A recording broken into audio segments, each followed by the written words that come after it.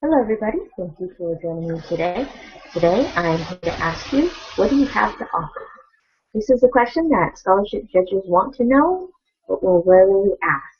And in an attempt to find out, they might ask you a whole lot of other questions to find out about your interests, why you're interested in a career, a field, what set you down that path, why are you going to be good at it, and what do you want to accomplish during your career. So they will ask you a wide variety of questions to find out the type of person you are, what skill sets you have, what things you've done in the past in order to develop these skill sets or to demonstrate that you're being genuine or to demonstrate your character. So they're going to ask all of these different questions, and then in their minds they're going to put them together like a piece of a puzzle to see what is the overall picture. And the reason being is that they're investing in you and they want to see a return. They want to see an outcome. They want to know, what do you have to offer society? What are you going to do with your education to help improve a particular situation? Whether you're addressing a problem, a need of society, why should they be confident in investing in you? And so answering the question, what do you have to offer, indirectly is an underlying theme that needs to be present in regardless of whether you're writing a scholarship essay or you're doing a scholarship video, or you're showing a portfolio. It's something that you should be thinking about. What message are you communicating? You want to provide supporting evidence of what you are, what you've done, the skill sets that you have. This way it makes it easier for people when you talk to them. They understand it, and it's hard for them not to believe you because you put together such a well-labored portfolio. This could include on social media if they want to look you up online, which I've talked to scholarship judges that say, yes, we do look up our candidates because we know that they may look great on paper, but we want to find out what they're really like. And so you want to make sure that your profile doesn't have a lot of profanity on it, it doesn't have anything racist on it, those certain things. But if you want to take it to the next level, then I'd certainly show a lot of pictures and engagement of things that you say you stand for. You say you do a lot of community service, then show pictures of you engaging in activities of community service. If you've been through trials and errors, and that's part of why you're explaining why you deserve the money, show pictures of that. Show pictures that support your story and what you're going through.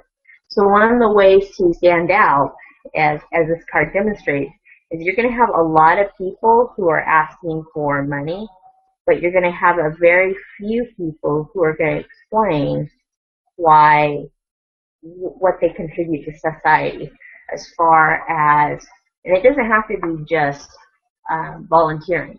I think that's one of the biggest mistakes people make, is thinking that, oh, they have to volunteer a lot of hours in order to put something on an application.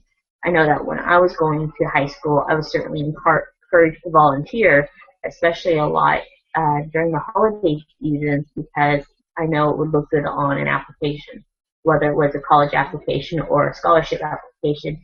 And for me, that didn't feel right because I didn't want to do it just for that reason. And there are a lot of other great reasons to volunteer. And as a kid, I didn't have a lot of time to volunteer because I spent a lot of time being bussed around the city to different schools. So it limited the amount of time I did have to volunteer. I did volunteer when I could, but that wasn't the major part of my story, which brings me up to my next point, is what you have offered in the past versus what you will offer in the future. And so one of the approaches that I took is I decided to focus on the future rather than the past. I knew that I didn't have a lot to compete with as far as other candidates, as far as past experiences and volunteering. So I talked about what I would do in the future. What are some of the goals that I wanted to provide?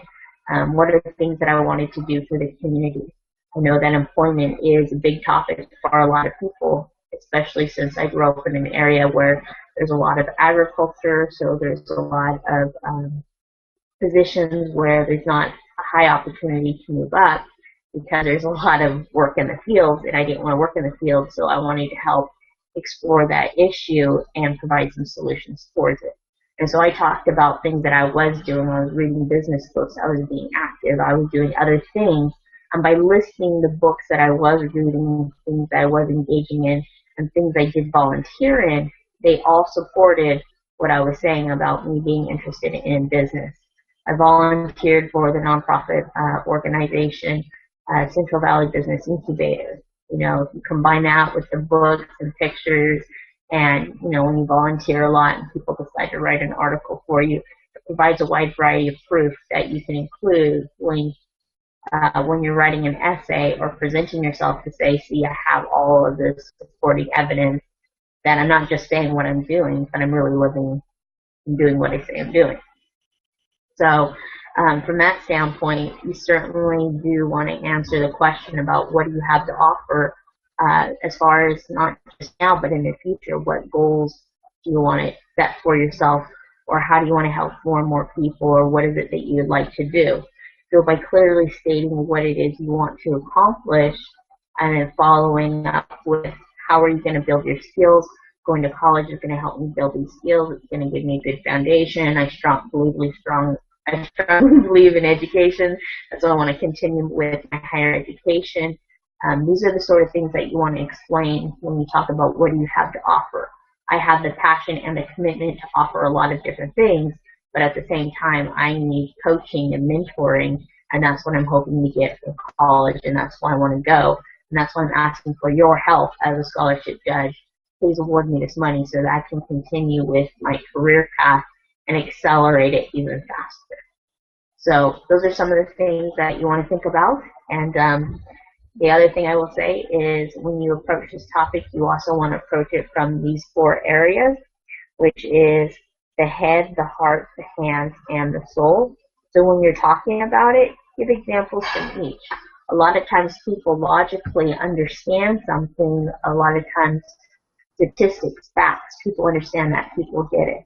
When you talk about the heart, that's why do you want to do it? What creates you to be passionate about this? Why is this something that you care about, or what's your feeling? The hands have to do with the action. What action are you going to take to make things happen, to reach your goal? And the soul is your purpose. Why are you doing this? I know the purpose can sound a little bit like your feelings, but your purpose really takes it to another level. It's really why are you going to continue on this path regardless of how the ups and downs that you might go through. Not just easy, but when you come across something that might be a challenge, what's your mission? What's going to get you through to the end? And those are some of the things that people really would like to hear. So in this next video, I will talk to you a little bit about the scholarship essay that I am producing. I don't have very much time on this video left now, but I will do a quick overview and do a screen share so you can see that some of the processes that I have gone through.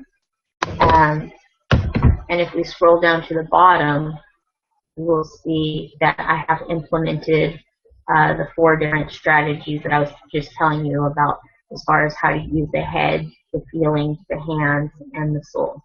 That should be heart instead of feeling. Heart. So in the next video, I will go into more detail as far as actually how do you implement what I just taught you in the writing process. And as you can see, I break it down so you can see where I started and where I'm going.